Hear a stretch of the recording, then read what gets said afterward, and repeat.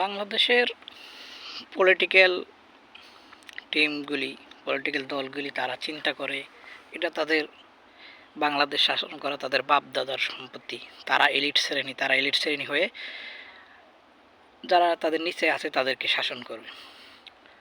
এই চিন্তা ভাবনা থেকে তারা দূরে চলে আসতে পারেনি, এটা থেকে আসতে হবে। আওয়ামী লীগ নিজেদেরকে বব্বাসের মনে করছে, তাদের কোনো পরাজয় নাই, পরাজয় গ্রহণ করছে, দেশ থেকে চলেও গেছে। এখন ফাইনালি তাদের দলও বের হয়ে গেছে।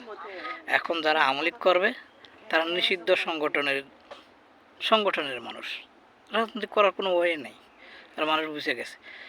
তারপর আবার বিএনপিরও দেখেন খাই অবস্থা, tempo stand, bus stand, launch ঘাট, মানে চাঁদাবাজি করে খাইতে। আমরা বিদেশে থেকে কষ্ট করে টাকা কামাই, তারা চাঁদাবাজি করে লাখ লাখ টাকা কামাই।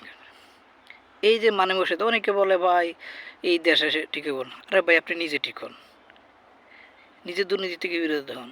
অনেক মানুষে অনেকভাবে অফার দেয় বিদেশে থাকলে, ভাই আমার দেশে এত টাকা আছে, আপনি একটু ওই দেশ টাকাটা নিয়ে দেন, আপনার আমি এত% দিব।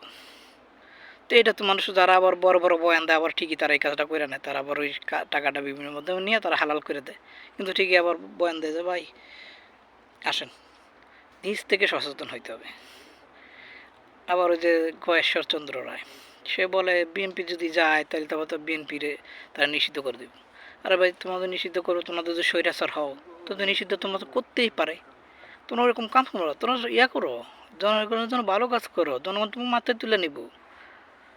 চেঞ্জ হয়ে গেছে, দুনিয়ার মানুষ হয়েছে, মানুষ এখন এডুকেটেড হইতেছে, মানুষ নিজের বুঝতেছে। এখন আগে না যে 500 টাকা দিয়ে তুমি আমরা ওদিন দেখলাম খালেদা জিয়া গেছে, ওরে বাবা পুরা রোড তারা কাঁপায় লাইছে, ওরে ভালোবাসা।